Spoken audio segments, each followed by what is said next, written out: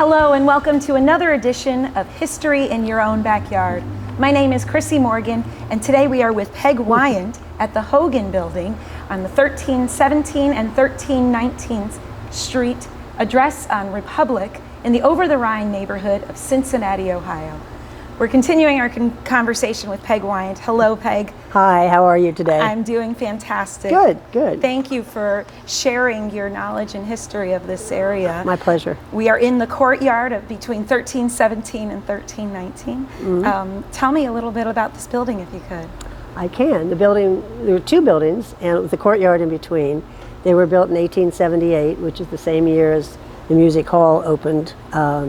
It was finished construction and was built. The style is Greek Revival. They did originally have wooden porches, and those were long gone when we got the building. When we bought the building, it was vacant and had been for some decades. And we added kept the courtyard and added balconies so people could have the same outdoor experience. And it's a lovely place to live. What can I say? It certainly feels like it. And the inside is totally renovated. It's totally up to current standards. But the outside is pretty much the way it was, with the exception of the conversion of the porches to balconies, as it was when it was built in 1878. It seems to me, as a building owner, it's important for you to maintain the history of what the building already exists. Mm-hmm. I think so too. It is what draws people here. I mean, the warmth of this brick. You can't buy brick like this anymore. If you notice, the newer brick is never as pretty. It doesn't have the age. I don't know what it is, and I don't know why it was so much better before, but it is, and it's warm. The ceilings are higher in these old buildings. They're sturdier. They have stories to tell, and it draws people here. Tell us a little bit about the environmental impact of what happens. Well, the environmental impact of historic preservation is huge. The worst thing that you can do for the environment is to tear down a building and start over, and you create rubble.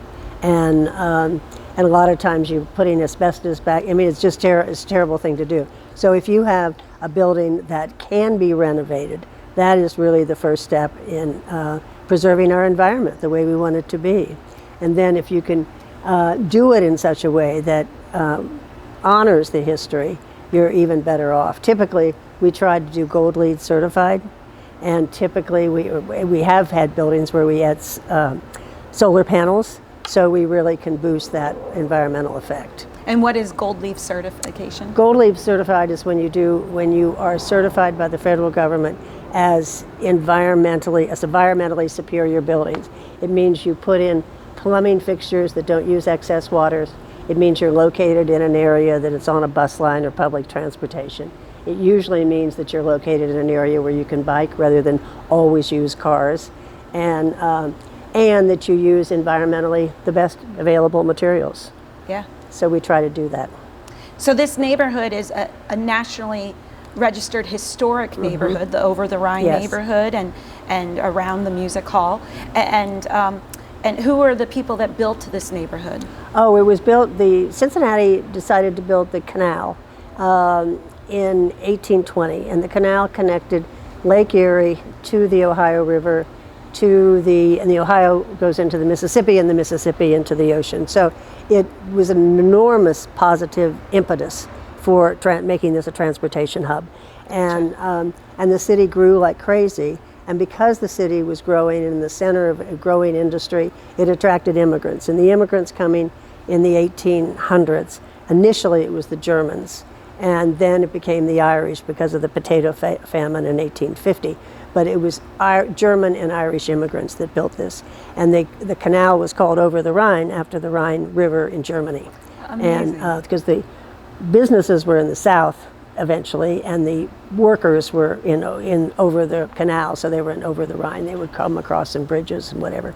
And the Germans, as you know, were very meticulous and very industrious, and so when they built a building, it did not fall down.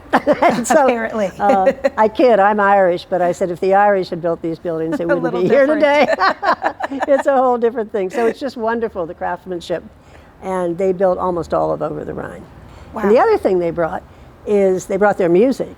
And so Cincinnati, which has been called upon occasion the city of music, and has a wonderful musical heritage, we trace that to the Germans.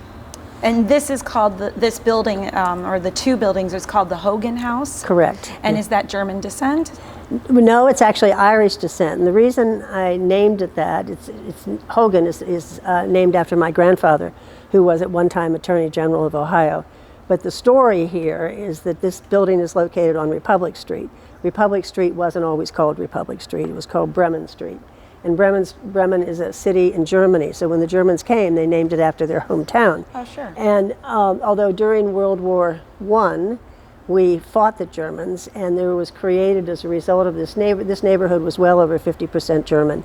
And, but the rest of the population hated the Germans, and they went through what we call anti-German hysteria. And so anything that was named after had German connection, whether it was a bank or a street or a business or a name. They often anglicized the names of people. They changed. And so Bremen Street was changed to Republic Street. And then that happened during World War I. Skip to, and there was enormous discrimination against the Germans during that period of time, as you can imagine.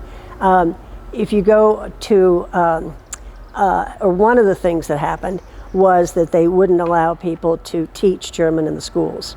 And my grandfather, who was Attorney General, brought a case, represented two teachers of German who sued the government in order to be able to teach German. And he was an Irish, or son of an Irish immigrant. And he brought this case, took it to the Supreme Court, and he won in the Supreme Court. Not till 1922, as often is the case, the Supreme Court will not take issues that are hot. At the time, they sort of slow it down, but eventually they said it was not legal, that every parent had the right to teach their child whatever they wanted to teach. And so they reversed those laws, and German was once allowed into the streets. But if you skip to 2001, that's when the unarmed black man was shot on Bremen, now Republic Street, and that again was hugely discriminatory, and it launched the whole attention to Over-the-Rhine that was long abandoned. It was a long abandoned area, and people started to pay attention to what are we doing. This was a slum area, most of it was vacant, and the big businesses in the city got together and said, we have to renovate.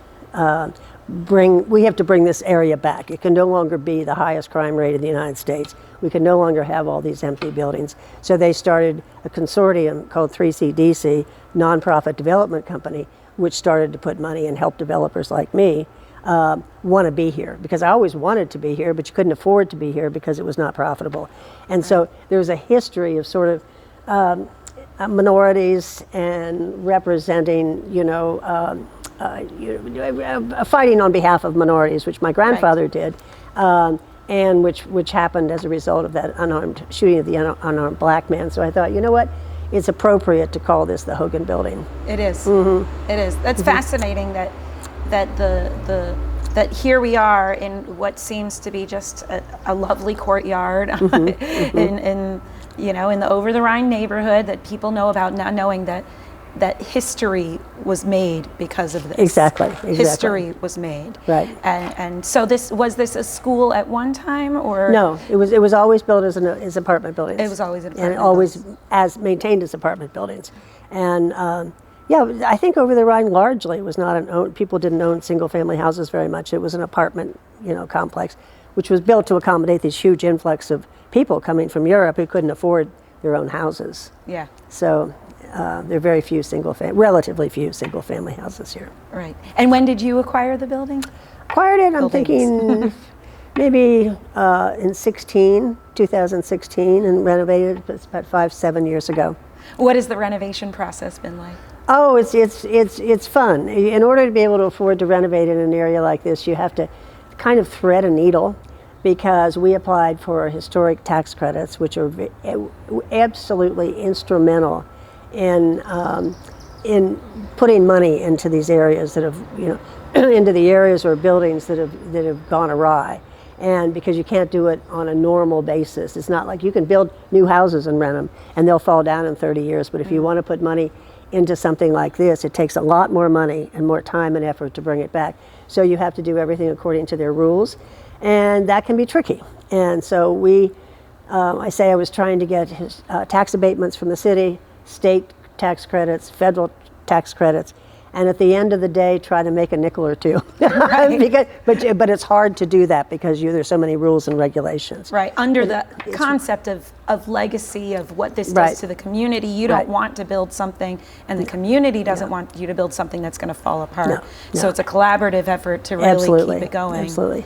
And by the way, it was the historic tax credit program as we know it was established by Michael Ainsley, who lived in Cincinnati, and we became head of the National Trust and instigated that program with Congress. Interesting. So Cincinnati has a large part to play in why. Right, it's not just an outsider, so to speak. And without it, the return to the urban core that we're seeing would not be happening, certainly not at this speed.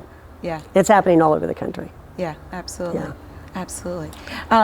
What else can you tell us about this neighborhood and about this space? I don't know.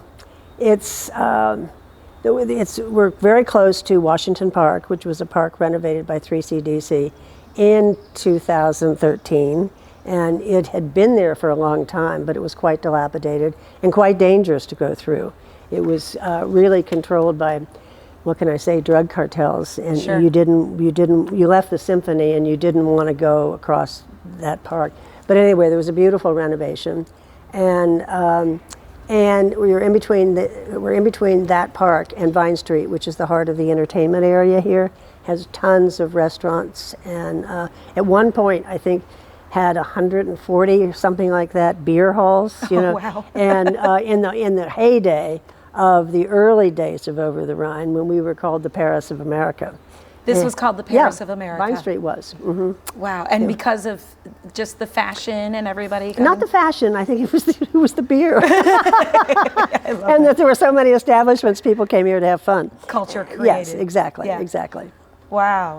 And then we had waves of immigrants. I mean, after the Germans came the Irish, and after that, from the South, after the Civil War, a lot of African Americans came, and the Appalachians came. So it has been since the beginning a melting pot, a place of diversity, and all those stories live here too. Yeah, You know? absolutely. What do you think green spaces like Washington Park does to a town? Oh, it's all the difference in the world.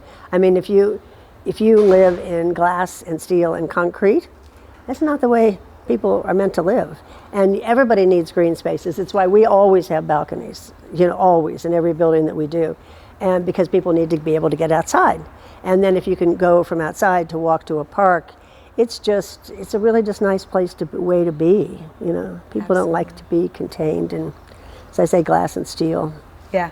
And that's something you look for when you're ready to purchase a building, is what it can do for the community? Yes, I do, and because it's important. I mean, it's kind of a legacy. Yeah. That what you do, and if you can make a place better than what you found, I think that's really an important thing to do. If everybody does a little bit, we'll have a better world. Absolutely, and then building for generations to come. Yep. Thank you so much, Peg. It's been a pleasure. I appreciate the conversation. This was another edition of History in Your Own Backyard with Peg Wyand, who owns the Hogan House at 1317 and 1319 on Republic Street, which used to be Brennan Street, as we've learned, in the Over-the-Rhine neighborhood in Cincinnati, Ohio. Remember, travel slowly and stop often.